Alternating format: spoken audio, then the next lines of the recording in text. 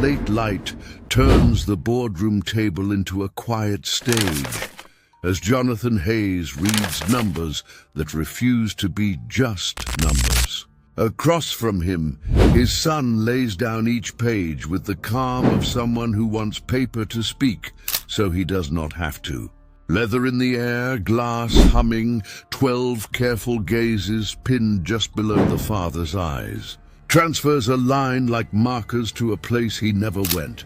The boy he raised looks like a stranger who believes he is saving the company. The room decides before the vote is called.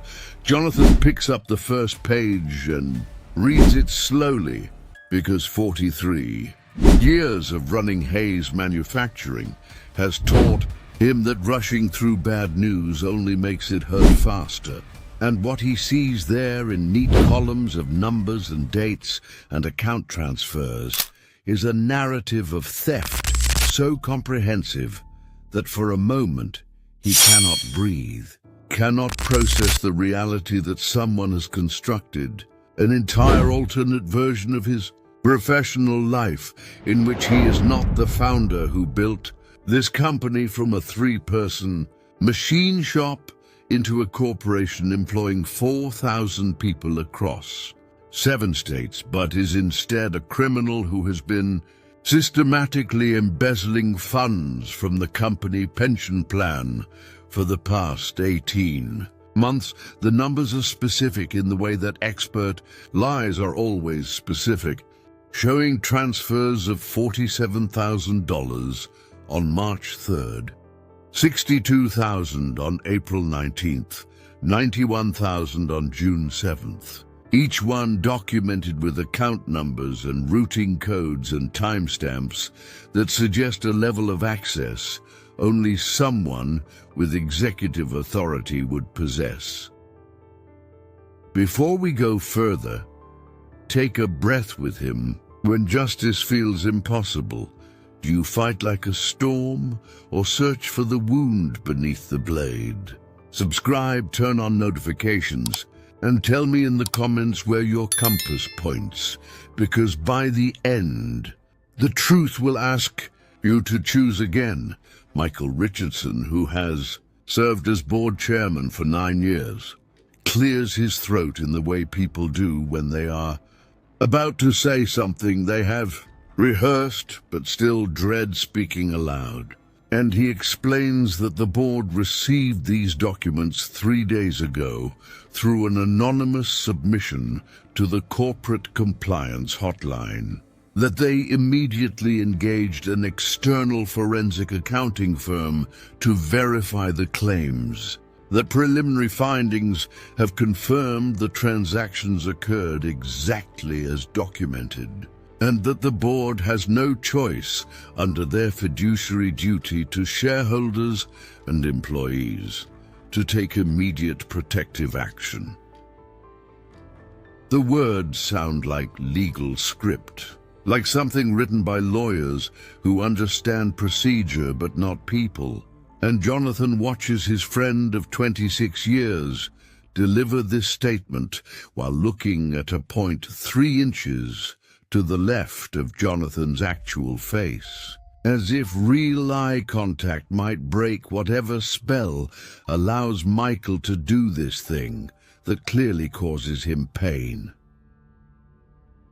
Ethan speaks then for the first time since sliding those documents across the table, and his voice carries the kind of controlled emotion that actors use when they want to seem authentic but not unhinged, explaining that coming forward with this information was the hardest decision he has ever made, but that his loyalty to the 4,000 families who depend on Hayes Manufacturing for their livelihoods had to outweigh his loyalty to the man who happens to be his father.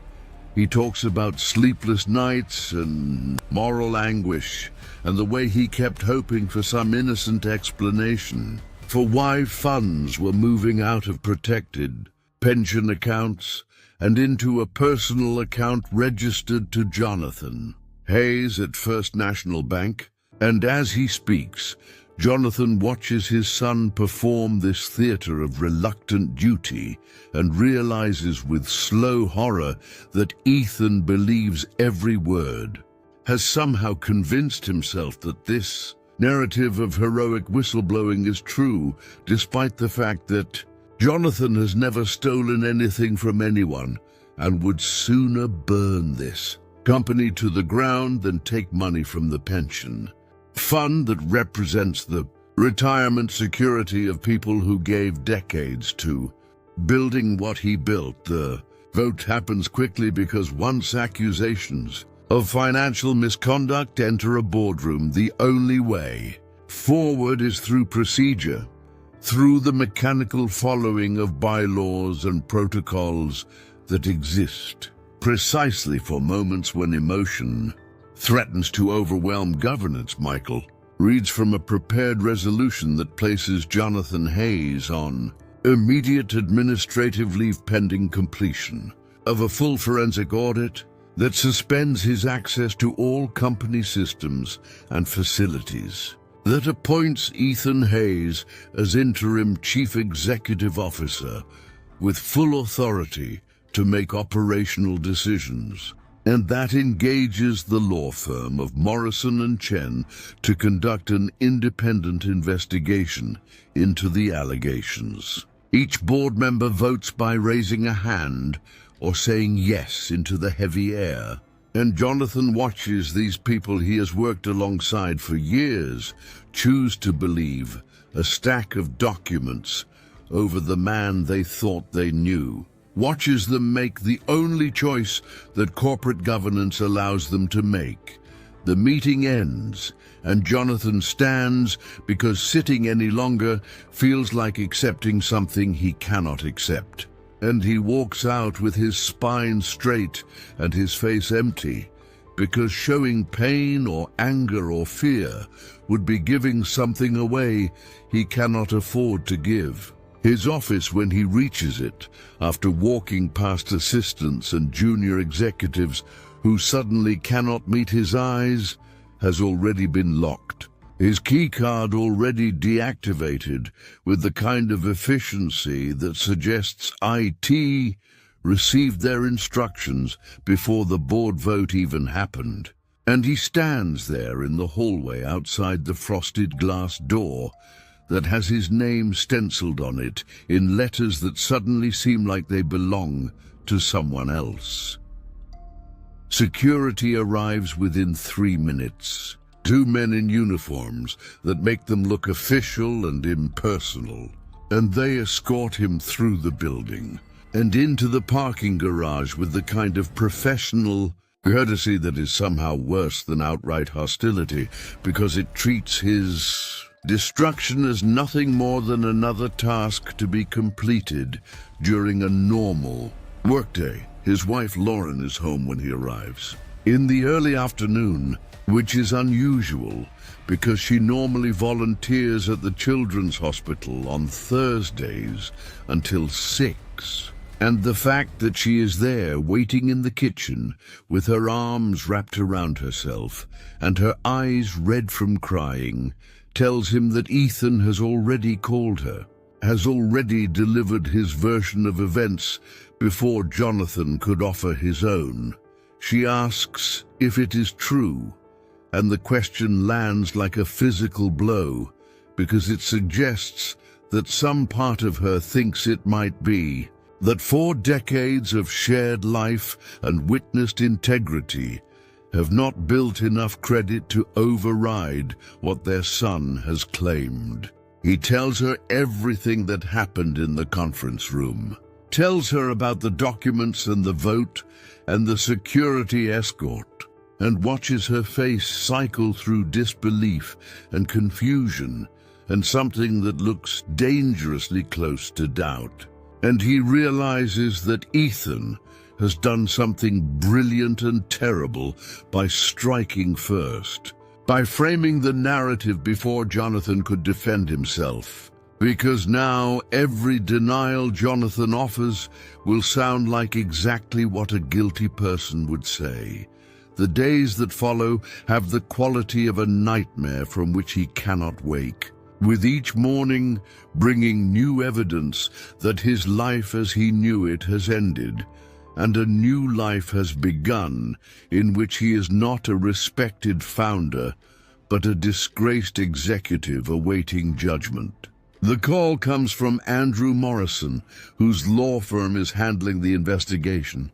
And Andrew explains in his careful attorney voice that Jonathan should retain his own legal counsel immediately, that anything he says from this point forward can and will be used in potential civil and criminal proceedings, that the forensic audit will take approximately 3 weeks to complete, and that Jonathan should prepare himself for the possibility that this situation will become public. Before the investigation concludes, the word criminal hangs in the air after Andrew disconnects like smoke that will not dissipate, and Jonathan sits in his home office surrounded by the physical evidence of a life built through decades of work, and realizes that all of it can be erased by a sufficiently convincing lie told by someone who knows exactly which wounds to inflict and how deep to cut. Sleep becomes impossible, so Jonathan does what he has always done when facing insurmountable problems, which is to break them down into smaller problems that can be solved sequentially. And he begins making lists of everyone who has access to the company financial systems. Everyone who would have the technical knowledge to create fake transaction records that look authentic. Everyone who might have motivation to destroy him, even if that motivation makes no sense. The list is shorter than it should be, because Hayes Manufacturing has always operated with tight internal controls, with multiple layers of authorization required for any movement of funds above $5,000, and the only people with the level of access needed to create the kind of evidence that Ethan presented are Jonathan himself, the Chief Financial Officer Diane Chen, and the 2 senior accountants who report directly to her. He calls Diane at 11 in the evening and apologizes for the late hour, but explains that he needs to understand how someone could have generated transaction records showing transfers that never actually occurred, and she is silent for so long that he thinks the call has dropped before she finally speaks in a voice that sounds like she has been crying. Diane tells him something that makes his blood run cold. Tells him that 3 months ago, Ethan requested and received temporary elevated access to the financial systems because he was supposedly conducting a special analysis of capital expenditure. Efficiency, at Jonathan's explicit request, tells him that she flagged this as unusual and sent an email asking for confirmation but never received a response. Tells him that Ethan showed her what appeared to be a signed authorization memo on Hayes Manufacturing letterhead, and so she granted the access with a 30-day expiration that Ethan later extended twice using similar authorization memos. Jonathan has no memory of any such request or any such memo, has never in the company's 43-year history asked anyone to analyze capital expenditure efficiency, because that is the kind of business school buzzword project that management consultants push, and that Jonathan has always rejected as wasteful. And he asks Diane to send him copies of these authorization memos immediately, regardless of what time it is or what protocol she might be violating. The memos, when they arrive in his personal email 15 minutes later, are perfect forgeries, carrying what appears to be his electronic signature and using the exact formatting template that his executive assistant has used for all internal correspondence for the past 8 years. And Jonathan studies them with the growing realization that his son has been planning this destruction for months, has been methodically building the infrastructure of betrayal while sitting across from Jonathan at family dinners and smiling when Jonathan asked how things were going at work. The level of premeditation required to forge authorization memos and gain system access and create fake transaction records and then submit everything anonymously to the compliance hotline suggests a degree of calculated malice that Jonathan cannot reconcile with his memory of the boy he raised. The child who used to sit on his lap in this very office and ask questions about how machines work and what it means to build something that lasts. Jonathan hires a lawyer named Rebecca Santos, who specializes in white-collar criminal defense and who comes recommended by 3 different people he trusts. And when they meet in her downtown office the following morning, she listens to his story with focused attention that makes him feel simultaneously heard and evaluated. She asks pointed questions about his relationship with Ethan, about any conflicts or disputes that might explain why his son would want to destroy him. And Jonathan finds himself describing a relationship that from the outside looks normal, looks like standard friction between a father who built an empire through grit and sacrifice and a son who inherited comfort and expectations he never asked for and cannot quite fulfill. Ethan had joined the company 7 years ago after graduating from business school with decent grades and better connections, had been given a position in strategic planning that was senior enough to satisfy his ego, but removed enough from operations that he could not do too much damage, and had spent those 7 years producing analysis reports and efficiency recommendations that looked impressive in PowerPoint but rarely translated into actual business value. Rebecca tells him with refreshing directness that his situation is extremely bad, that the evidence against him is comprehensive and professionally constructed, that the fact that his own son is the accuser will make any jury naturally sympathetic to the prosecution narrative, and that even if he is ultimately exonerated, the damage to his reputation and his company may be permanent.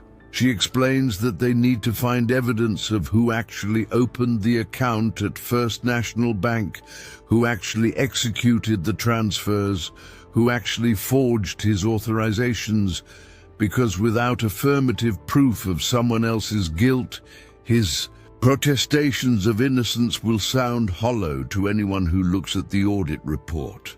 She hires a private investigator named Marcus Webb, who specializes in financial fraud cases, and Marcus begins the tedious work of pulling security camera footage from bank branches and interviewing employees and tracing IP addresses, looking for any thread they can pull that might unravel the web of evidence wrapped around Jonathan with such precision. Lauren grows quieter as days pass, retreating into a shell of routine and avoidance that allows her to function without having to actively choose whether or not she believes her husband.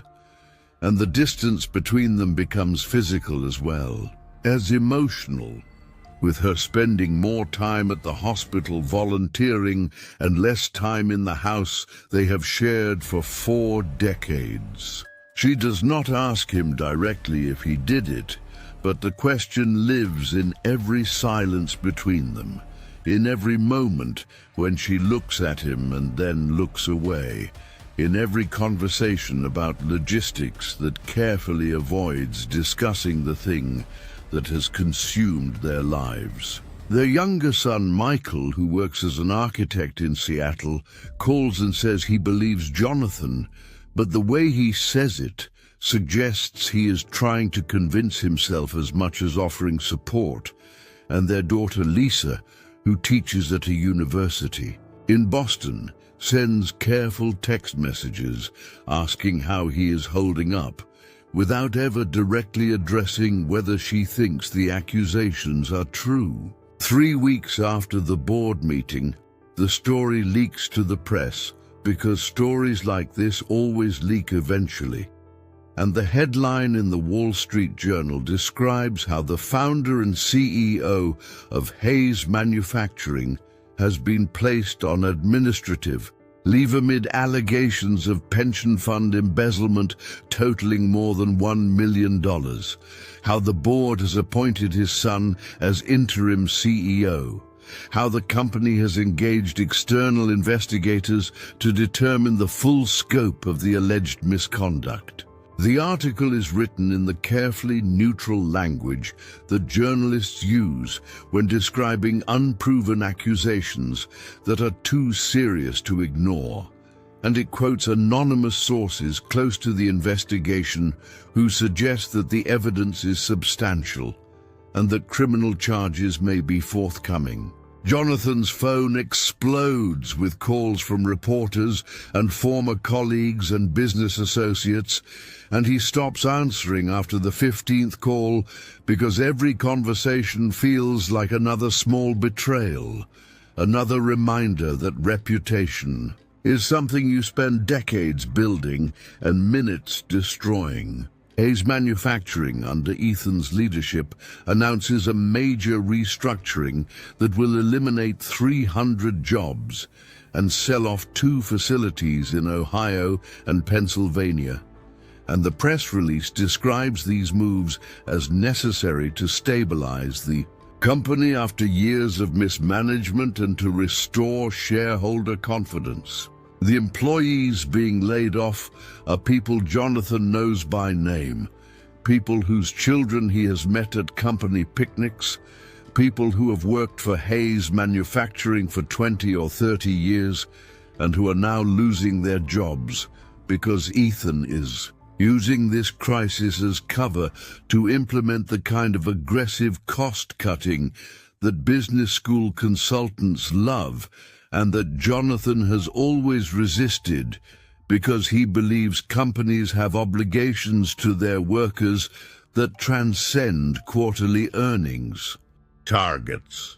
Marcus Webb continues his investigation and discovers anomalies that suggest the evidence against Jonathan may not be what it appears, and he begins focusing on financial system access logs and finding patterns that do not quite match what someone would expect if Jonathan had actually executed these transfers. He interviews employees who remember seeing Ethan in the office at odd hours, who recall him asking technical questions about the financial systems that seemed unusual at the time, but which now take on new significance.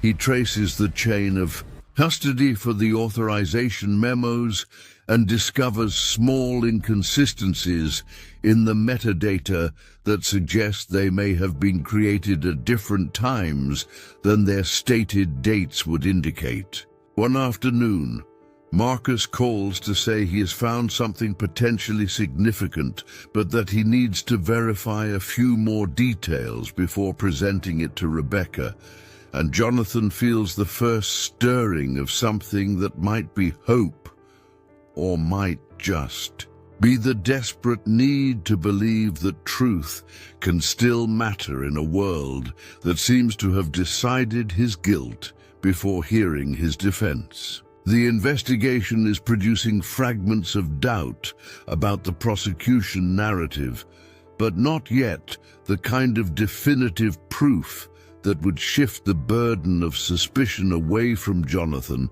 and towards someone else. And Rebecca warns him that fragments are not enough, that they need a complete alternative story that explains not just what did not happen, but what actually did happen and who made it happen. The break comes from an unexpected source when one of the junior accountants at Hayes Manufacturing, named Kevin Torres, reaches out through an encrypted email to Marcus Webb, asking for a confidential meeting, explaining that he thinks he might know something relevant, but that coming forward could cost him his job or worse. They meet in a coffee shop, 40 minutes outside the city, where the chances of being recognized are minimal, and Kevin explains that approximately 6 months ago, Ethan asked him to run what Ethan described as a hypothetical scenario analysis. Kevin produced the analysis without thinking much about it, because executives ask for theoretical analyses all the time, and it is not his job to question their purposes.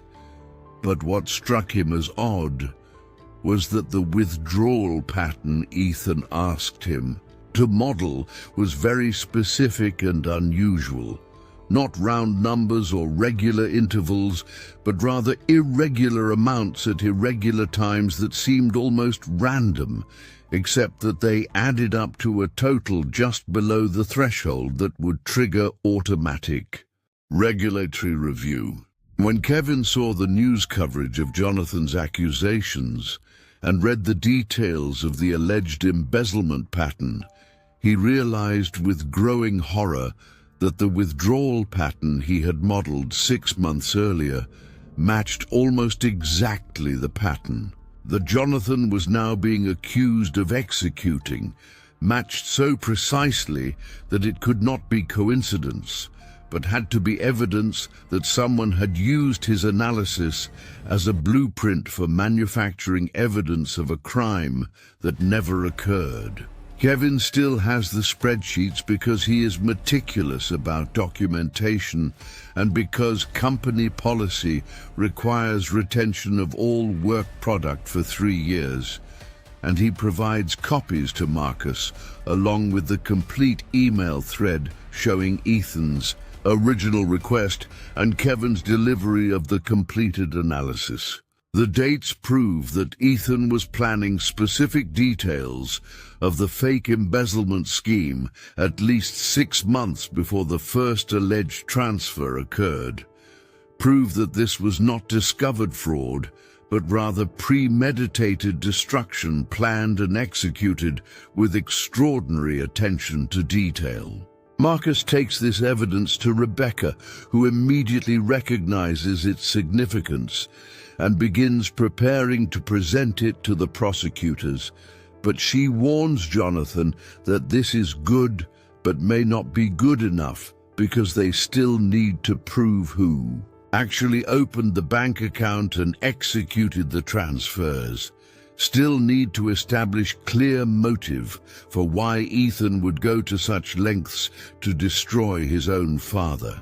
Jonathan sits with this information and feels something shift inside him, feels the burden of presumed guilt begin to lift slightly, even though he knows the fight is far from over, knows that proving innocence is harder than proving guilt because innocence requires establishing an affirmative alternate reality, while guilt only requires raising sufficient doubt about claimed innocence. That evening, Jonathan goes through his home office methodically, looking for anything that might provide additional evidence or context, and he unlocks the small safe where he keeps important documents and personal items.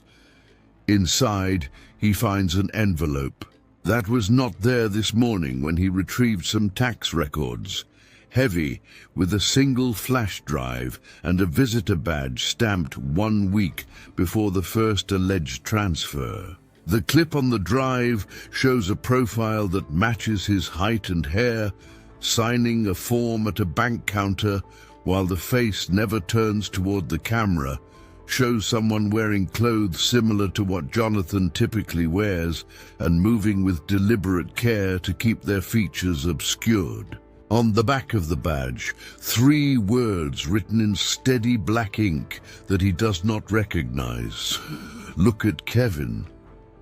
Jonathan stares at these items for a long time, trying to understand how they got into his safe, trying to understand what they mean and who put them there, and whether this is evidence that will save him or evidence that will be used to suggest he is manufacturing his own defense. The badge is from First National Bank, and the date stamp corresponds exactly to the day the fraudulent account was opened, according to the prosecution timeline. And the flash drive contains not just the bank footage, but also what appears to be system access logs showing someone using Jonathan's credentials to access the Hayes manufacturing financial systems from a location that is not his office or his home. He calls Marcus immediately, despite the late hour, and describes what he has found. And Marcus tells him not to touch anything else, not to view the flash drive contents again, not to do anything that might compromise the chain of evidence or create questions about tampering. The night stretches long and sleepless as Jonathan sits in his office holding these artifacts that appeared in his safe like a message from someone who knows the truth and wants it revealed, but cannot or will not come forward directly. He thinks about Kevin Torres and the hypothetical analysis and wonders if Kevin is the one who left these items, wonders if there is someone else inside Hayes Manufacturing who knows what Ethan did and is trying to help without exposing themselves to retaliation.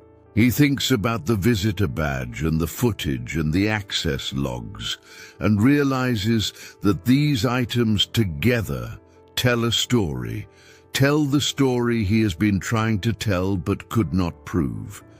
And he wonders if this is finally enough, or if it is just another fragment that will raise questions without answering them.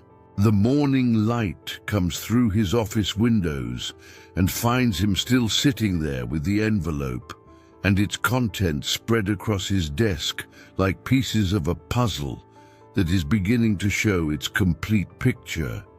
And he knows that whatever happens next will determine not just his legal fate, but the fate of the company he built and the legacy he will leave, and the relationship he will or will not have with the family that has been fractured by this betrayal. He picks up his phone to call Rebecca and tell her about what he found, and as he does, he notices that the badge has a magnetic strip on the back that might contain additional data, might contain a record of every time it was used to access secure areas of the bank, might contain the kind of forensic evidence that transforms fragments into proof and suspicion into certainty. Rebecca Santos arrives at Jonathan's house within 90 minutes of his call, bringing with her a forensic specialist named Dr. Chen, who works with law enforcement on digital evidence recovery and who treats the flash drive and badge with the kind of reverence that archaeologists reserve for ancient artifacts that might crumble if handled incorrectly. They set up equipment in Jonathan's dining room and work in silence, broken only by the soft clicking of keyboards and the occasional murmured consultation about file structures and metadata. And Jonathan watches from the doorway, feeling simultaneously hopeful and terrified, because he knows that whatever they find on these devices will either save him or confirm that someone is playing an elaborate game designed to give him false hope before destroying him completely. The morning stretches into afternoon, and neither Rebecca nor Dr. Chen will tell him anything until they have completed their analysis, until they are certain about what they are seeing and what it means. And the waiting feels like being suspended over a cliff edge while someone slowly saws through the rope that holds you. Dr. Chen finally looks up from his laptop and removes his glasses and rubs his eyes in the way that people do when they have been staring at screens for too long and have seen things that change their understanding of a situation. And he tells Rebecca that the badge contains exactly what Jonathan hoped it would contain, which is a complete access log showing every time it was used to enter secure areas of First National Bank over a 3-week period, including the day the fraudulent account was opened. The log shows that the badge was used to access the bank's private client services area on 7 separate occasions, always during business hours, but at times that correspond to periods when Jonathan has documented proof he was elsewhere, was in meetings or on business trips or otherwise accounted for in ways that make it impossible for him to have been the person using the badge. More significantly, the magnetic strip data includes a security feature that First National apparently does not advertise publicly, which is that each badge swipe is paired with a weight sensor reading from the security entrance floor mat, and the readings associated with this badge show a person weighing approximately 175 pounds, while Jonathan weighs 212 pounds and has for the past decade. The flash drive contains even more damning evidence against Ethan in the form of raw security camera footage from First National that shows the same figure from the earlier video that Marcus had obtained. But this footage is from different angles and includes several moments where the person's face is partially visible despite the baseball cap and sunglasses, and Dr. Chen uses facial recognition software to compare these partial images to photographs of both Jonathan and Ethan.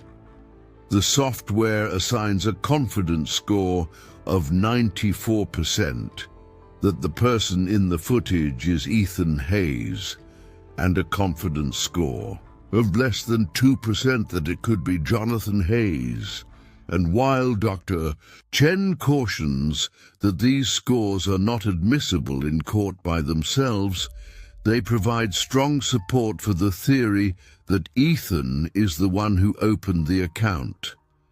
The drive also contains what appears to be keystroke logging data from Jonathan's computer showing exactly when and how Ethan captured his father's login credentials, showing the moment 8 months ago when Ethan installed the malware during that family dinner when he supposedly fixed a software glitch. Rebecca sits with this evidence for a long time before speaking, before trusting herself to articulate what it means and what they can do with it. And when she finally does speak, her voice has the quality of someone who has seen justice become possible after believing it was lost forever. She explains that this evidence is strong enough to take to the prosecutors immediately, that it fundamentally changes the narrative from one of a guilty father exposed by a heroic son to one of an innocent father framed by a calculating son. That combined with Kevin Torres's analysis and the other fragments Marcus has been gathering, they now have the kind of complete alternative story that can actually change outcomes rather than just raising questions. She calls the lead prosecutor directly and requests an emergency meeting for that afternoon. And the fact that the prosecutor agrees without argument or delay suggests that he has been having his own doubts about the case he built, has been seeing the same anomalies and inconsistencies that Marcus identified, but has been bound by institutional momentum to continue pursuing the charges against Jonathan until presented with evidence so compelling that changing course becomes not just possible but necessary. The meeting happens in a federal building downtown in a conference room that feels designed to intimidate with its gray walls and fluorescent lighting and table that is too large for the number of people sitting around it. And Rebecca presents the evidence methodically while Jonathan sits silently beside her, watching the faces of the 3 prosecutors who have spent the past 2 months building a case against him. She walks them through the badge access logs and the weight sensor data and the facial recognition analysis and the keystroke logging evidence and Kevin's hypothetical withdrawal analysis. And she weaves these separate threads into a narrative that is so much more coherent than the prosecution's original theory, that even Jonathan, who lived through this nightmare, feels like he is understanding it clearly for the first time. The lead prosecutor, whose name is David Chen, and who is no relation to Dr. Chen, despite the shared surname, asks pointed questions about chain of custody for the flash drive and badge, about who might have placed them in Jonathan's safe, and why they would have access to that level of evidence. And Rebecca acknowledges that these are valid questions, but argues that the evidence speaks for itself regardless of how it was obtained, that it either is authentic or it is not, and that authenticity can be verified through independent analysis. David Chen excuses himself and his colleagues to deliberate privately, and they are gone for 47 minutes that feel like 47 hours. And when they return, David's face has the expression of someone who has just made a decision that will define his career one way or another. He tells Rebecca and Jonathan that based on this new evidence, his office is immediately suspending all proceedings against Jonathan Hayes pending a comprehensive investigation into Ethan Hayes' potential role in fabricating the charges, that they will be seeking a warrant to search Ethan's residence and electronic devices, that they will be interviewing everyone who had contact with the case files to determine how the original evidence was constructed, and that if their investigation confirms what this new evidence suggests, then they will be filing charges against Ethan Hayes for fraud and conspiracy and obstruction of justice and multiple other felonies. He does not apologize for having pursued Jonathan, because prosecutors rarely apologize even when they are wrong. But the tone of his voice carries something that might be regret or might be professional acknowledgement that the system he serves failed to distinguish between victim and the perpetrator. Jonathan walks out of that federal building into late afternoon sunlight that feels different than morning light. Feels like the light that comes after storms, when the air has been cleaned and everything looks sharper and more defined. And he calls Lauren from the parking lot to tell her what happened. She's quiet for a long time after he finishes speaking. So quiet that he thinks perhaps the call has dropped.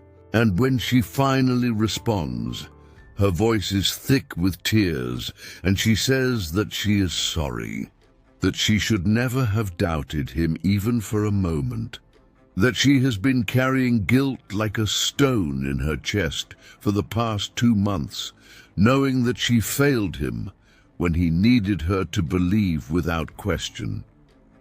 He tells her it is okay, even though it is not entirely okay. Tells her that he understands, even though understanding and forgiving are different things. And they agree to talk more when he gets home in an hour. Agree that they need to begin rebuilding what has been broken between them, even though neither of them knows exactly how to do. That the warrant execution at Ethan's residence happens the following morning, and Jonathan is not there to witness it, but Rebecca calls him afterward to describe what federal agents found in Ethan's home office. And the description she provides is both validating and horrifying. They found multiple false identification documents with Ethan's photograph, but Jonathan's name and personal information. Found the prosthetic makeup kit he used to alter his appearance to more closely match his father's. Found detailed notes outlining each step of the frame, including contingency plans for what to do if certain aspects of the plan were discovered or questioned. They found printed emails between Ethan and Apex Partners, showing not just the planned acquisition of Hayes manufacturing, but also specific discussions about how removing Jonathan from power would increase the company's valuation by allowing aggressive cost-cutting and asset sales that Jonathan would never approve. And these emails include language so callous and calculating that they read like something from a corporate thriller rather than real. Correspondence between actual human beings. Most damning of all, they found a journal that Ethan had kept documenting his growing resentment of his father over a period of years, filled with entries that progress from general complaints about not being appreciated or given sufficient authority to increasingly specific fantasies about taking control of the company and proving that he was more capable than the old man who refused to step aside. The entries chart a psychological journey from frustration to obsession to active planning, and they include detailed observations about Jonathan's habits and routines and vulnerabilities that Ethan gathered over years of watching and waiting for the right moment to strike.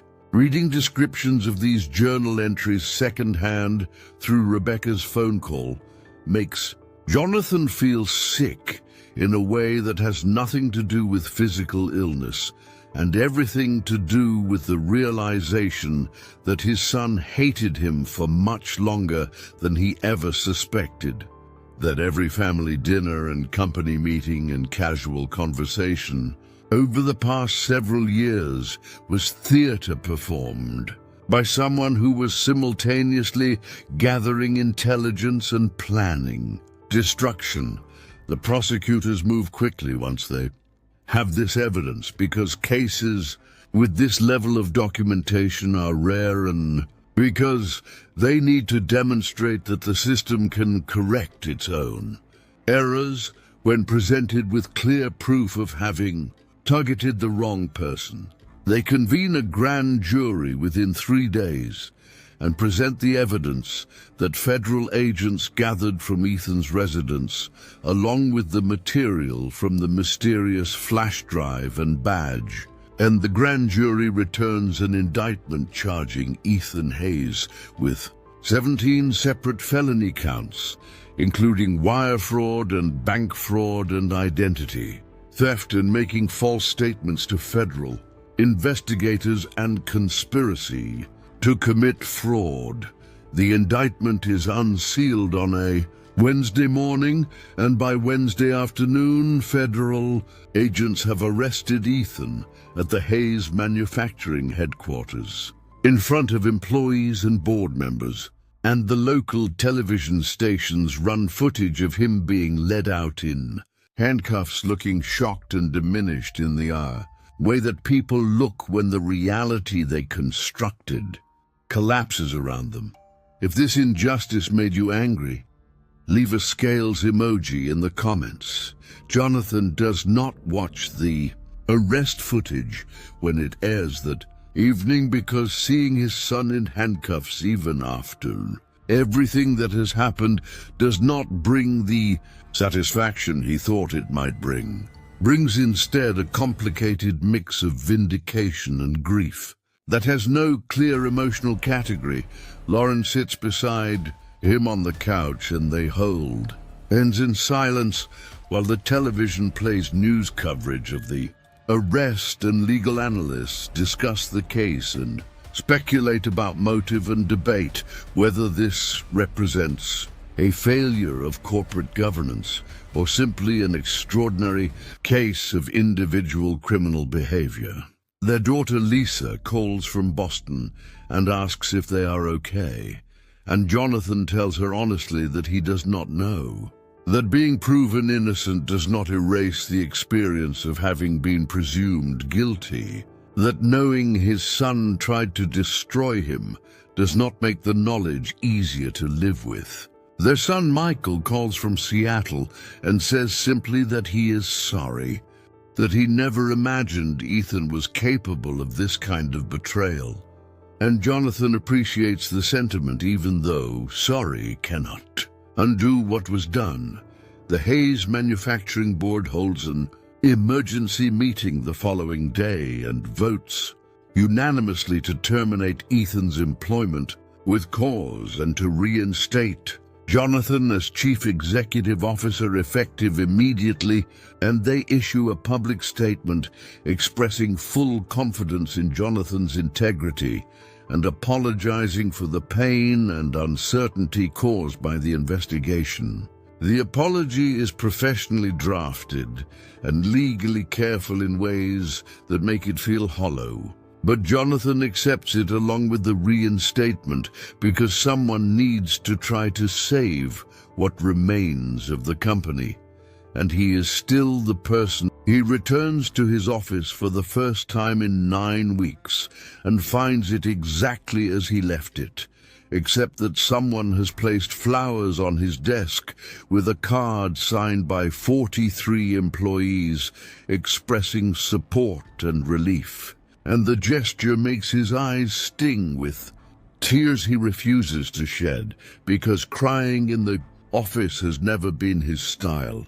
And starting now seems like weakness. The work of rebuilding begins immediately because Hayes Manufacturing is in crisis. After 9 weeks of uncertainty and Ethan's aggressive restructuring, and Jonathan spends his first week back undoing as much of the damage as he can, calling back employees who were laid off and apologizing for what happened and offering their positions back if they want them most, except because jobs that pay well and offer benefits are not easy to find in this economy. But some have already moved on to other opportunities or are too angry about having been discarded so casually to return. And Jonathan does not blame them for their anger because it is justified, and he would feel the same way in their position. He meets with the managers of the 2 facilities that Ethan sold and negotiates to buy them back at a significant premium over what they sold for, because the buyers understand that Jonathan is desperate and desperate people overpay. But he considers the additional cost worthwhile if it means preserving jobs and maintaining the manufacturing capacity that represents decades of investment and expertise. The civil litigation begins shortly after the criminal charges are filed because companies that lose money in scandals always sue someone, and several large shareholders file suit against both Ethan and Jonathan, claiming that inadequate corporate oversight allowed the fraud to occur and that both father and son should be held financially liable for the losses the company sustained during the period of uncertainty. Jonathan's lawyers assure him that these suits are meritless and will eventually be dismissed.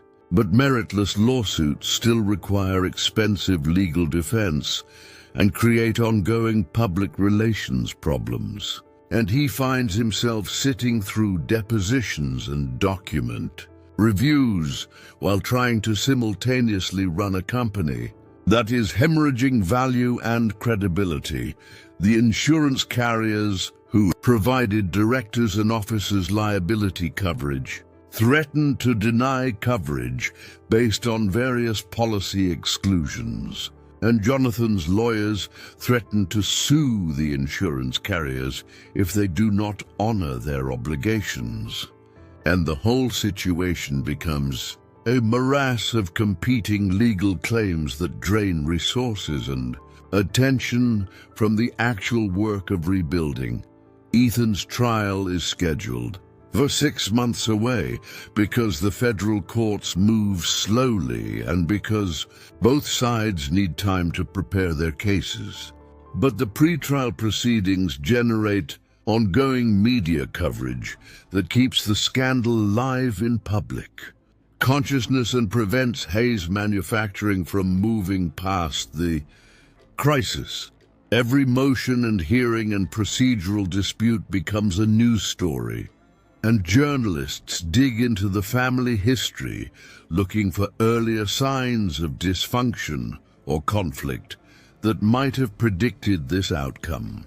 And they find the normal tensions and disagreements that exist in every family and present them as evidence of deep pathology. Jonathan stops reading the coverage after a particularly painful article that quotes his ex-wife suggesting that Jonathan was too focused on business to be an adequate father, and that perhaps Ethan's actions were a twisted form of seeking attention. And while there may be some truth to the criticism, reading it in print from the mother of his children feels like another betrayal, layered onto all the others. Marcus Webb continues, investigating because there are still unanswered questions about how the flash drive and badge ended up in Jonathan's safe. And 3 weeks after Ethan's arrest, Marcus discovers that Jonathan's executive assistant Eleanor Rodriguez had been receiving anonymous encrypted emails containing information about Ethan's activities starting approximately 4 months before the scandal broke. Elena had not known what to do with these emails because they were vague and unsigned, and she worried that acting on them might make her complicit in some corporate intrigue she did not understand. But after Ethan's accusations against Jonathan became public, she began to suspect that the anonymous emailer had been trying to warn someone about what was coming. The emails escalated in specificity over time, eventually including suggestions that Elena should watch the security logs for unusual access patterns and should pay attention to any requests Ethan made for information or access outside normal channels. And the final email sent the night before the flash drive appeared in Jonathan's safe simply said that evidence would be provided and that Elena should ensure it reached someone who could use it effectively. Elena admits to Marcus that she is the one who placed the envelope in Jonathan's safe, that she has the combination because she occasionally needs to retrieve documents for him, that she received the flash drive and badge through her home mail slot without any identifying information about the sender, and that she made the decision to pass them to Jonathan rather than taking them to the board or the lawyers because she believed Jonathan was innocent and needed help that the normal channels were not providing. She is terrified that admitting this will cost her job or expose her to legal liability. But Marcus assures her that what she did likely saved Jonathan's life, or at least his freedom, and that no one is going to punish her for that.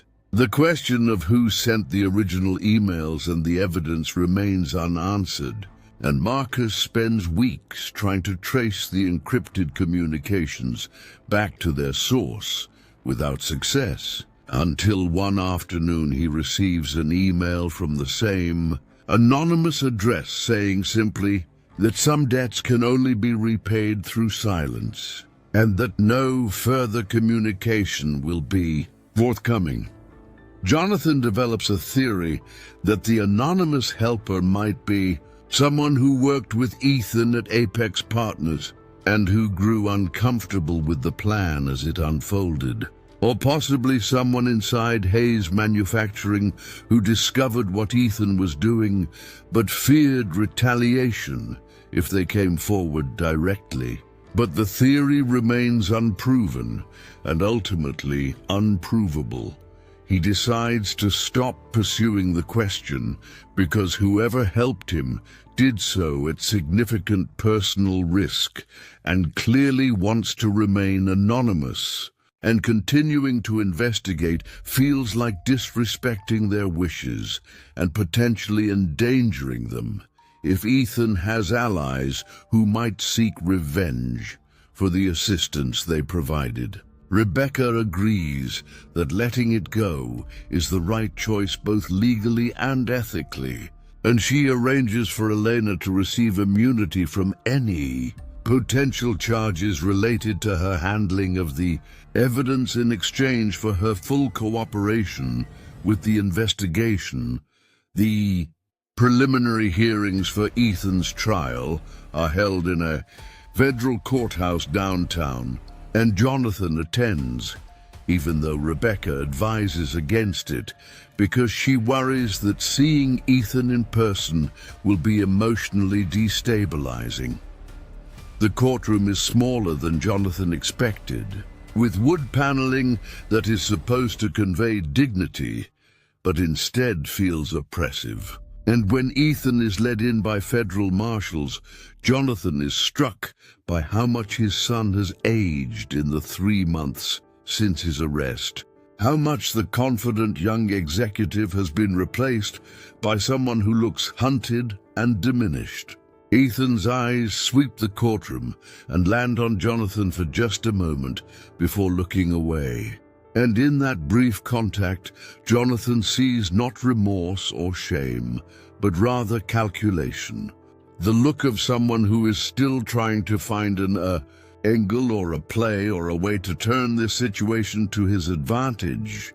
The judge hears arguments about various pretrial motions, including Ethan's attempt to suppress the evidence seized from his home on grounds that the warrant was overbroad, and the prosecutor methodically explains why each piece of evidence is relevant and admissible and properly obtained. Ethan's lawyer argues that his client was actually trying to expose real fraud at Hayes Manufacturing and that his methods may have been unorthodox, but his intentions were pure.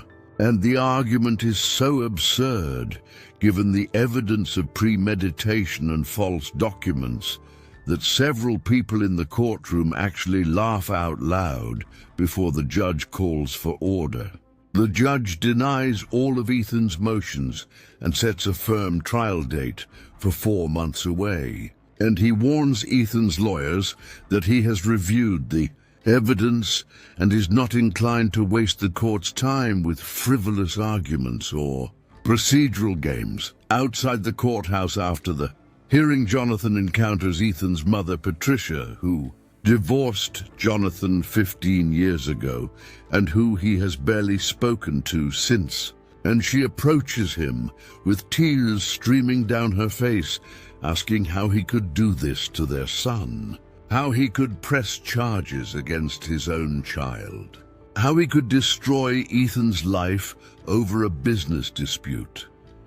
Jonathan stares at her for a long moment, trying to understand how she has managed to invert reality so completely in her mind, how she has transformed Ethan from perpetrator to victim, And he realizes that this is what parents do when confronting the unbearable truth that their child is capable of monstrous behavior.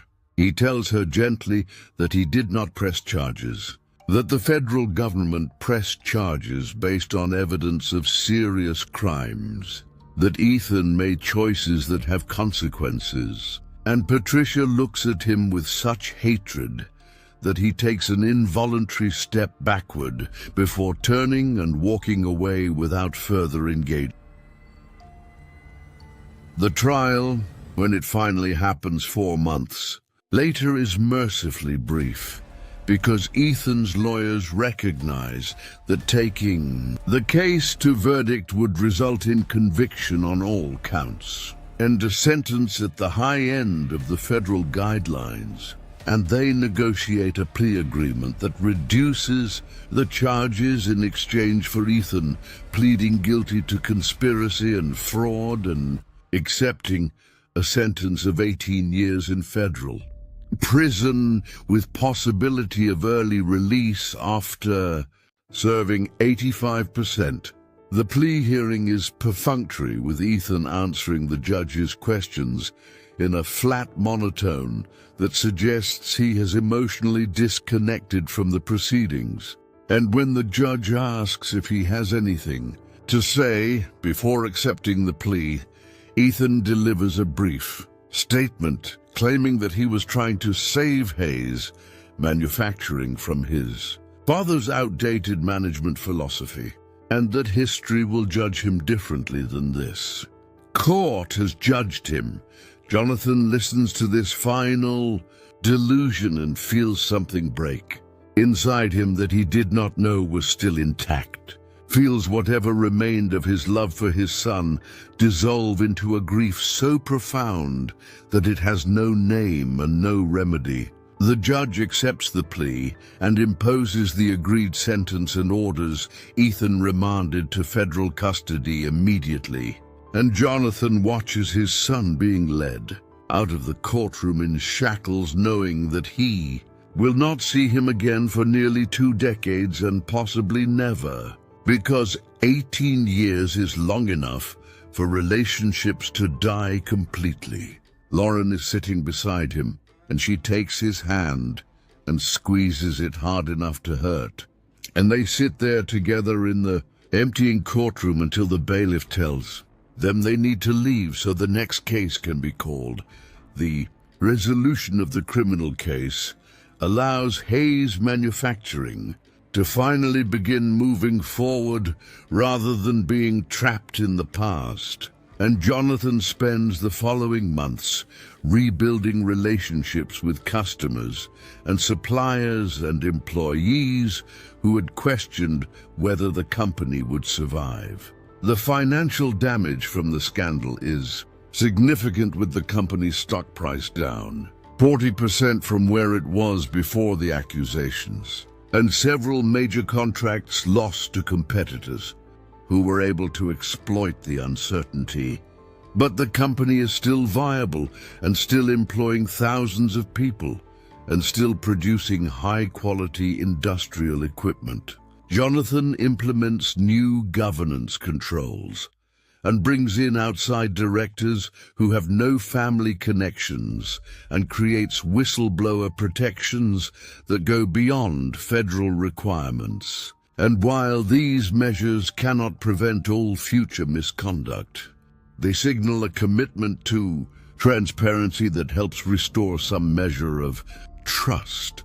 The question that haunts him during the rebuilding is not whether Hayes Manufacturing will survive as a company, but whether he will survive as a person who can still find meaning and purpose after this betrayal. And the answer reveals itself slowly over months and years, rather than in any single moment of clarity or resolution. He and Lauren attend counseling together because their marriage was damaged by the crisis in ways that simply resuming normal life cannot repair. And the counselor helps them understand that trust once broken can be rebuilt, but will always carry scar tissue. will always be something they have to actively maintain, rather than something they can take for granted. They learned to talk about the weeks when she doubted him without letting the conversation become accusation or defense. Learn to acknowledge the hurt without letting it define their entire relationship. Jonathan never learns the identity of the anonymous person who sent the evidence that saved him. And sometimes late at night when he cannot sleep, he wonders if it was someone from Apex Partners who grew a conscience. Or someone inside Hayes Manufacturing who knew what Ethan was planning, but waited until the last moment to intervene. Or possibly even someone from Ethan's personal life who saw the journal entries and recognized that stopping him was necessary. The mystery becomes part of the story he tells himself about these events, becomes a reminder that even in situations of comprehensive betrayal, there can be threads of grace and assistance from unexpected sources.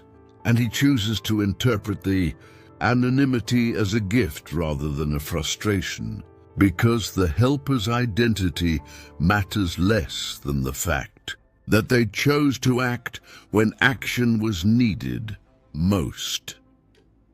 2 years pass before Jonathan receives the first letter from federal prison, and when he sees the return address with Ethan's name and inmate number, his first instinct is to burn it unopened, because some wounds hurt less when you do not pick at them. But Lauren finds him standing at the kitchen trash can, holding the envelope, and she asks him quietly if he's sure that not reading it is what he really wants. He sits at the kitchen table and opens the envelope with hands that shake slightly despite his efforts to remain steady.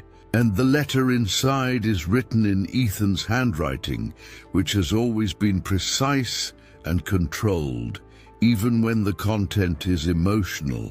And what Jonathan reads there is not the apology he half expected and half dreaded, but rather something more complicated and harder to categorize. Ethan writes that he has spent 2 years in forced reflection and therapy mandated by the prison system, that he has been diagnosed with narcissistic personality disorder, and has been working with a psychiatrist to understand the patterns of thinking that led him to believe that destroying his father was justified, and that he is beginning to see how distorted his perception of reality had become over the years.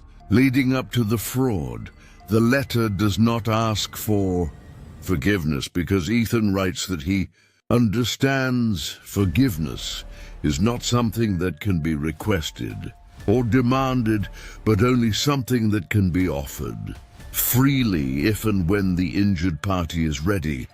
And he does not minimize what he did or try to shift blame to his upbringing or his mental health diagnosis, or any of the other factors that contributed to his choices.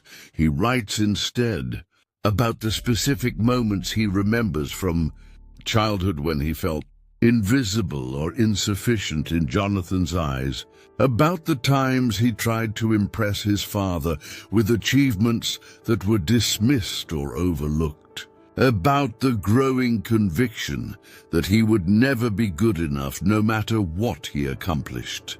And while none of this justifies what he did, it provides context that Jonathan had not fully understood before. Ethan writes that the hardest part of his incarceration is not the loss of freedom or comfort, but rather the forced confrontation with the reality of who he became and the harm he caused to someone who, despite everything, never stopped being his father.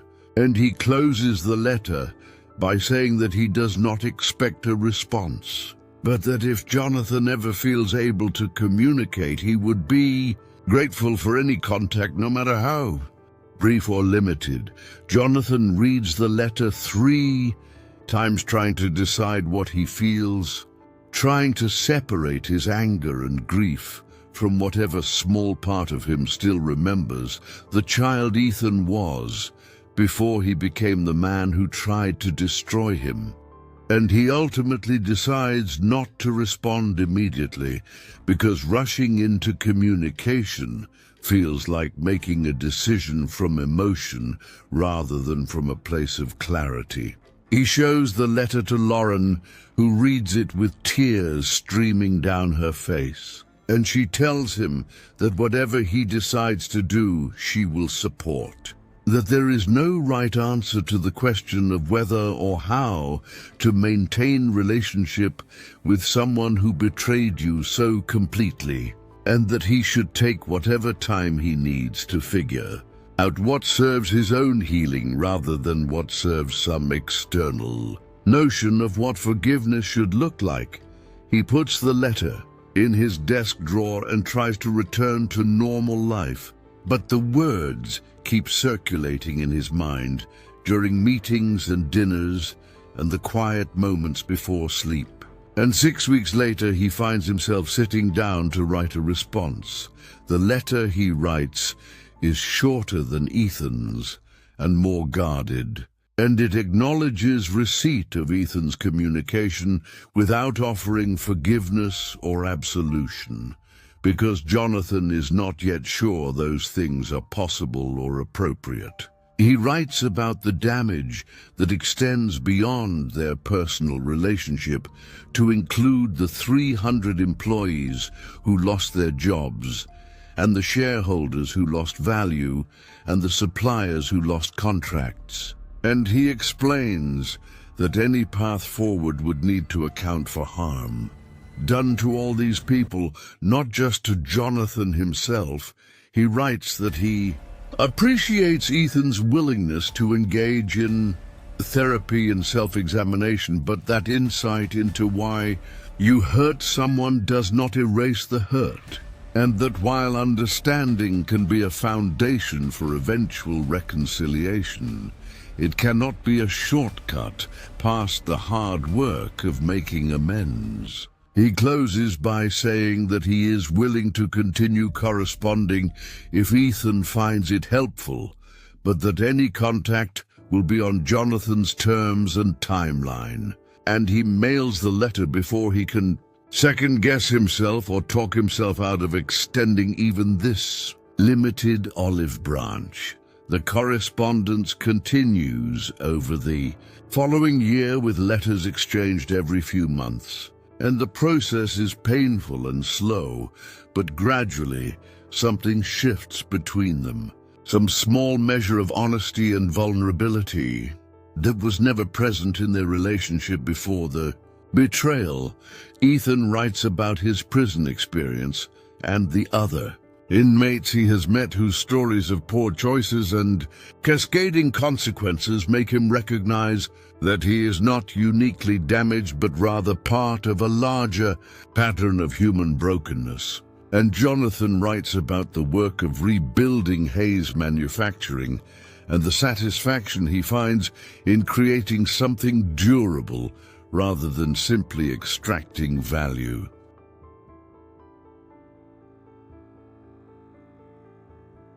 They do not discuss the possibility of Ethan returning to any role in the company after his release, because that bridge has been burned so thoroughly that not even discussing it feels necessary.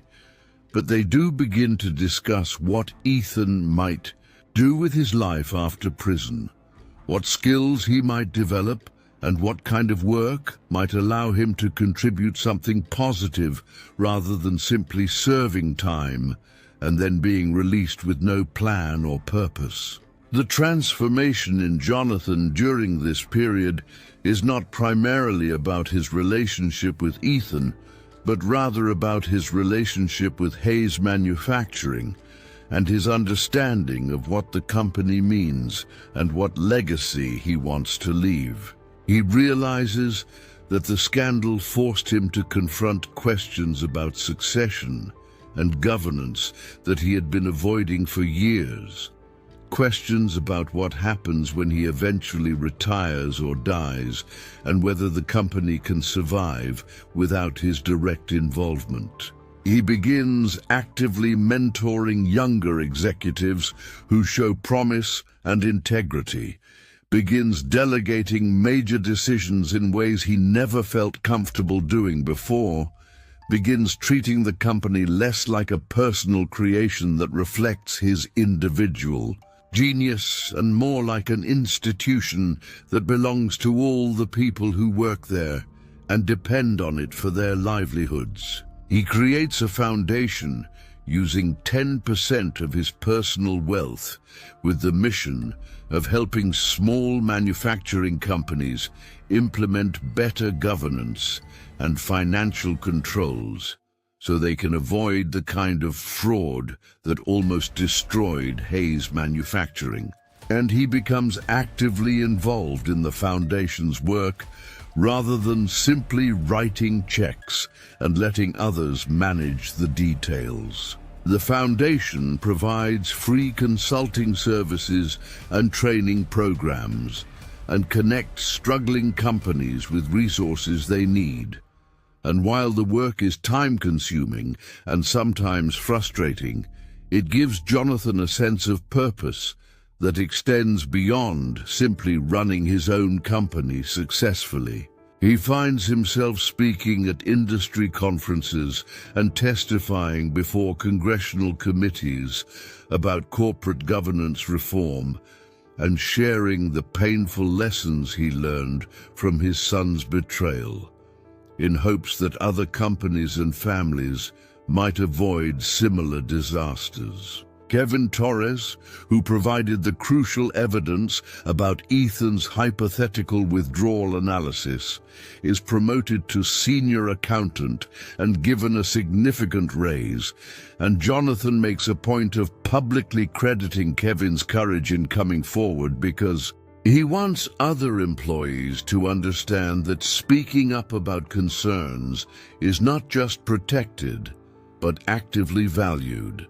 Elena Rodriguez, who placed the anonymous evidence in Jonathan's safe, is promoted to Chief of Staff and given responsibility for overseeing all aspects of Jonathan's schedule and priorities.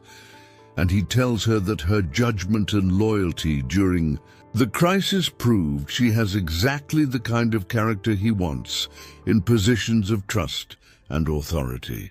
Marcus Webb, the private investigator, is retained on a consulting basis to conduct annual security audits of Hayes Manufacturing systems and to train employees in recognizing signs of potential fraud. And his presence serves as both practical protection and symbolic reminder that vigilance is necessary even in organizations built on trust. The shareholders who sued Jonathan and Ethan seeking damages eventually settle their claims, with Ethan's insurance carrier paying a portion of the claimed losses and Jonathan's carrier paying nothing because Jonathan was ultimately found to be a victim rather than a perpetrator. But the settlement does not fully compensate investors for their losses, and Jonathan decides to establish a voluntary compensation fund that pays additional amounts to shareholders who can demonstrate actual financial hardship resulting from the scandal. The fund is not legally required, and his lawyers advise against it because it might be seen as admission of some responsibility. But Jonathan believes that leadership means taking responsibility for what happens in your organization even when you are not personally at fault, and the gesture helps repair relationships with investors who might otherwise have remained angry and alienated. The fund distributes nearly $5 million over 2 years, and while this does not make anyone whole, it demonstrates commitment to making things as right as circumstances allow. Rebecca Santos, who represented Jonathan during the investigation, becomes a permanent outside counsel to Hayes Manufacturing and sits on the board as an independent director, and her presence provides both legal expertise and moral authority because everyone knows she fought for truth and justice when the system was pointing in the wrong direction. She and Jonathan develop a genuine friendship separate from their professional relationship, and she tells him during one of their periodic dinners that his case changed her practice because it reminded her that criminal defense is not just about technical legal arguments, but about the human beings caught in machinery that can grind them up whether they are guilty or innocent. She begins taking more cases for clients who claim they have been framed or falsely accused. And while some of these clients turn out to be guilty, some are genuinely innocent, and she becomes known as a lawyer who fights hard for people that the system has decided to discard. Michael and Lisa, who are Jonathan's other children, struggle with the aftermath of Ethan's imprisonment in ways that are complicated by sibling loyalty and shared history. And they go through periods of wanting to maintain contact with their brother, and periods of wanting to distance themselves completely from what he did. Jonathan does not try to tell them how they should feel or what they should do, because he recognizes that their relationship with Ethan is separate from his own, and that they need to find their own path through the grief and anger and confusion. Michael eventually decides to maintain limited contact through occasional letters, while Lisa decides that cutting off communication entirely is necessary for her own emotional health. And Jonathan respects both choices while hoping that time might eventually allow for some form of reconciliation, or at least peaceful coexistence with the complicated truth of who Ethan is. The anonymous helper who sent the evidence remains anonymous, despite Marcus Webb's best efforts at investigation. And 3 years after the initial envelope appeared in Jonathan's safe, he receives one final communication through the same encrypted email address that had originally contacted Elena Rodriguez. The message is brief and says only the debts of conscience have been paid, and that watching justice prevail was sufficient reward, and that Jonathan should know that the evidence was provided not because the sender liked him or approved of how he ran his company, but because truth matters more than personal feelings, and allowing an innocent person to be destroyed for crimes they did not commit would have been intolerable. The message closes by saying that no further contact will be forthcoming, and that Jonathan should stop looking for answers that will not be found. And the email address is deactivated within hours of the message being sent, leaving no trail to follow. Jonathan thinks about this message often during the months that follow, and eventually decides that the anonymous helper was right, that their identity matters less than their actions, and that some mysteries are meant to remain unsolved. He creates a small memorial in his office consisting of the original badge and a printed screenshot of the flash drive's contents. And below these items, he places a plaque that reads simply, "To the unknown friend who chose truth over safety." And while visitors to his office sometimes ask about the memorial, he tells them only that it represents someone who helped during a difficult time and prefers to remain anonymous. and he does not elaborate because the full story is not his to tell without permission that will never be granted. The 5-year anniversary of Ethan's imprisonment arrives during a spring that feels full of renewal and possibility. And Hayes Manufacturing has recovered most of the ground it lost during the scandal, with stock prices back to near their previous highs and customer relationships restored and new contracts won. Jonathan is 68 years old now and beginning to think seriously about retirement in a way he never did before the crisis, beginning to recognize that his mortality is not abstract, but approaching, and that he needs to put plans in place for leadership transition, while he still has the health and energy to manage the process effectively. He announces his intention to retire in 3 years and begins actively grooming his successor, a woman named Sandra Chen, who worked her way up from the factory floor to senior management over 23 years, and who embodies the values of hard work and integrity that Jonathan wants to define the company's culture.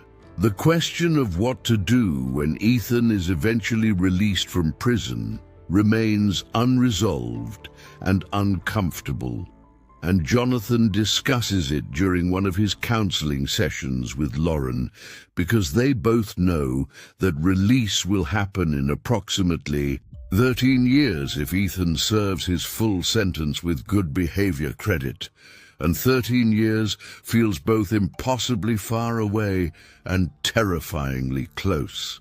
The counselor asks Jonathan what kind of relationship he wants to have with Ethan after release, and Jonathan admits honestly that he does not know, that part of him wants to help his son rebuild his life, and part of him wants nothing to do with someone who tried to destroy him, and that these contradictory impulses coexist without resolution.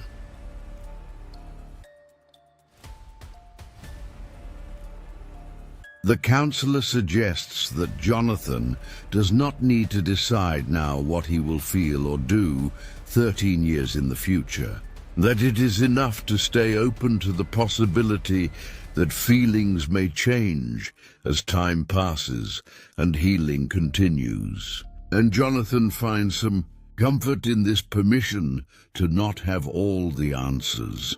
Immediately, Lauren's health becomes a concern during the 6th year after the scandal, when she is diagnosed with early-stage breast cancer that requires surgery and radiation. And the experience of almost losing her makes Jonathan re-evaluate his priorities in ways that the scandal itself somehow did not. He realizes that he has spent most of his adult life building a company, and that while this work has been meaningful, it has also consumed time and energy that might have gone to relationships and experiences that cannot be purchased or delegated. He reduces his hours at the office and begins traveling with Lauren to places they always talked about visiting but never prioritized. And they spend a month in Italy and 3 weeks in Japan and a summer road trip across the western United States. And these experiences create new shared memories that begin to overlay and partially obscure the painful memories of the scandal years. He writes Ethan a letter after Lauren's surgery telling him about her diagnosis and treatment. And Ethan responds with a letter that shows genuine concern and regret that he cannot be present to support his mother during her illness. And this exchange softens something in Jonathan's heart, because it reminds him that Ethan is still capable of caring about people other than himself, even if that capacity became twisted and corrupted during the years of planning his father's destruction. They begin discussing the Possibility of Jonathan visiting the prison for a face-to-face meeting, something neither has been ready for during the previous 6 years of correspondence. And after many months of careful preparation and emotional groundwork, Jonathan finally makes the drive to the Federal Correctional Facility 3 hours away where Ethan is serving his sentence. The visiting room is designed to be as depressing as possible, with grey walls and metal, furniture and guards watching every interaction.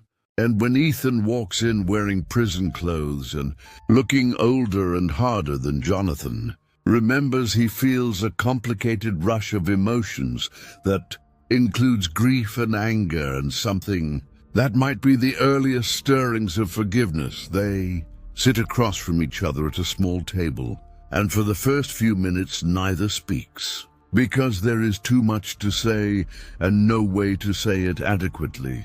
And finally, Ethan breaks the silence by thanking Jonathan for coming and admitting that he was not sure whether his father would ever be willing to see him in person. They talk for 2 hours about everything and nothing, about Ethan's daily life in prison, and Jonathan's work at the company, and Lauren's recovery from cancer. And they carefully avoid discussing the fraud and the trial, because those topics are too raw and too complicated for a first visit.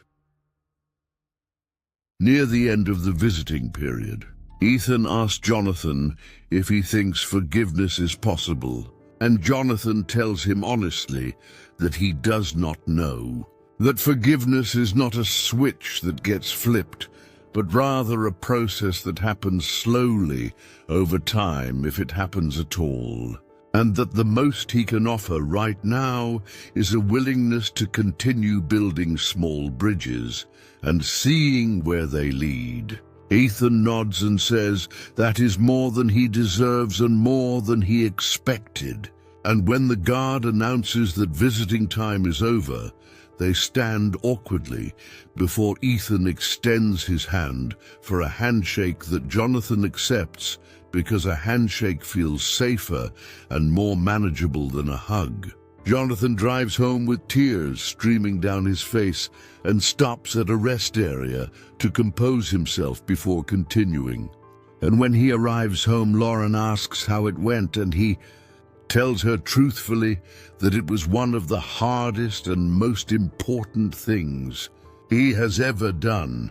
The visits become a twice-yearly occurrence over the following years, and while they never become easy, they do become something Jonathan values as part of his own healing process, as a way of demonstrating to himself that he is not controlled by his anger and resentment, that he can choose compassion even when it is difficult, that he can acknowledge the full humanity of someone who hurt him without pretending that the hurt did not happen. Ethan changes visibly during these years, becoming quieter and more reflective and less defensive. And while Jonathan cannot know whether this change is genuine or performative, he chooses to believe it is genuine because cynicism is exhausting and hope costs nothing. They discuss what Ethan will do after release, and Jonathan makes clear that returning to Hayes Manufacturing is not an option, but that he will help Ethan find work elsewhere and will provide financial support during the transition back to civilian life. And Ethan accepts these limitations without argument, because he understands that some consequences are permanent. Regardless of remorse or rehabilitation, the 10th anniversary of the scandal arrives, and Hayes Manufacturing holds a company-wide event to celebrate resilience and survival, and Jonathan gives a speech that addresses the crisis directly, rather than pretending it did not happen. And he talks about what he learned about trust and betrayal and the importance of systems, that do not rely entirely on any one person's integrity. He publicly thanks Kevin and Elena and Marcus and Rebecca by name and gives them awards for courage and loyalty. And he announces that the company is creating an annual scholarship program for children of employees named in honor of the anonymous helper who provided the evidence that saved him. And while the anonymous helper will never know about this gesture, Jonathan believes that honoring their contribution, even without naming them, is important both symbolically and practically. The event is covered by local media and becomes a case study that business schools use when teaching about corporate governance and crisis management. And Jonathan is invited to speak at Harvard and Stanford and Wharton about the scandal and its aftermath. And he discovers that he has a gift for teaching that he never developed or recognized during his years focused entirely on building his company. Sandra. Chen takes over as CEO 3 years after Jonathan's retirement announcement. And the transition is smooth because Jonathan spent those 3 years actively preparing both her and the organization for the change. And he steps back into a chairman emeritus role that allows him to provide advice when asked, but does not give him authority over daily operations. The release of control is harder than he expected because Hayes Manufacturing has been his identity for 4 decades. But it is also liberating in ways he did not anticipate because for the first time in his adult life he has time to pursue interests and relationships that have nothing to do with manufacturing or business. He takes up woodworking and discovers that he enjoys creating things with his hands without the pressure of profit, margins, or shareholder expectations. And he volunteers at a community college teaching basic business skills to adults who are trying to improve their employment prospects. And he finds that this work is satisfying in ways that running a corporation never quite was. Lauren's cancer returns 7 years after her initial diagnosis, and this time the prognosis is not favorable, and Jonathan spends the final 18 months of her life focused entirely on making her comfortable and helping her complete the projects and experiences she wants to complete before they take a final trip to Paris, because she always loved French culture and never quite managed to get there during all their years of marriage. And they spend a month in a small apartment in the Marais neighborhood, walking slowly through museums and sitting in cafes and talking about the life they built together despite all its complications and failures. She dies peacefully at home with Jonathan holding her hand. And her funeral is attended by hundreds of people whose lives she touched through her hospital volunteering and her quiet acts of kindness. And Jonathan realizes that while he was building a company, she was building something just as substantial, made of relationships and compassion. Rather than steel and machinery, Ethan is granted compassionate release to attend his mother's funeral under guard supervision, and seeing him in chains at the service is painful for everyone present. But Jonathan is grateful that the prison system allowed even this limited contact because Lauren loved Ethan despite everything and would have wanted him there. They have 15 minutes together after the service before Ethan has to return to prison. And Ethan tells Jonathan that he regrets many things, but nothing more than the fact that his mother spent her final years carrying the weight of what he did. And Jonathan tells him that Lauren forgave him long before he forgave himself, and that he should find peace in knowing she died without hatred in her heart. They embrace briefly, and Jonathan feels Ethan shaking with sobs against his shoulder.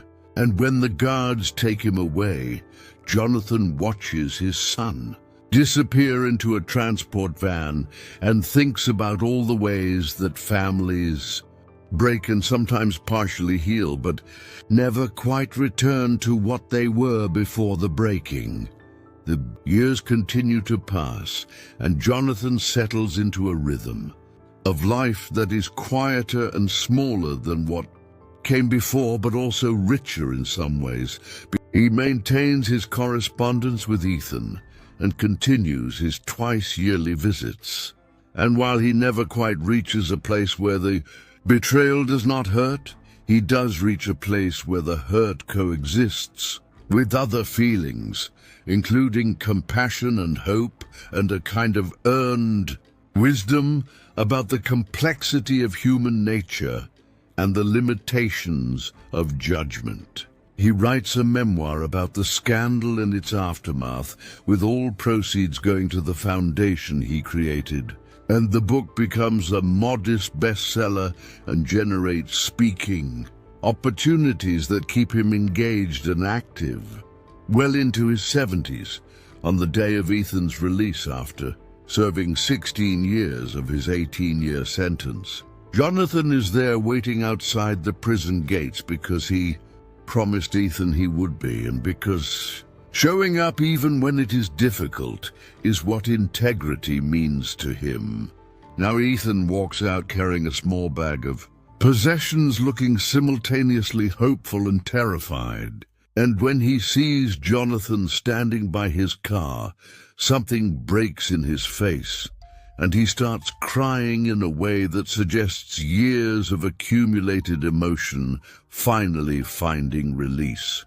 They drive to a small apartment that Jonathan has rented for Ethan and stocked with basic necessities. And they sit together drinking coffee and talking about practical next steps like finding employment and reconnecting with Michael and Lisa and figuring out how to build a life after everything that happened.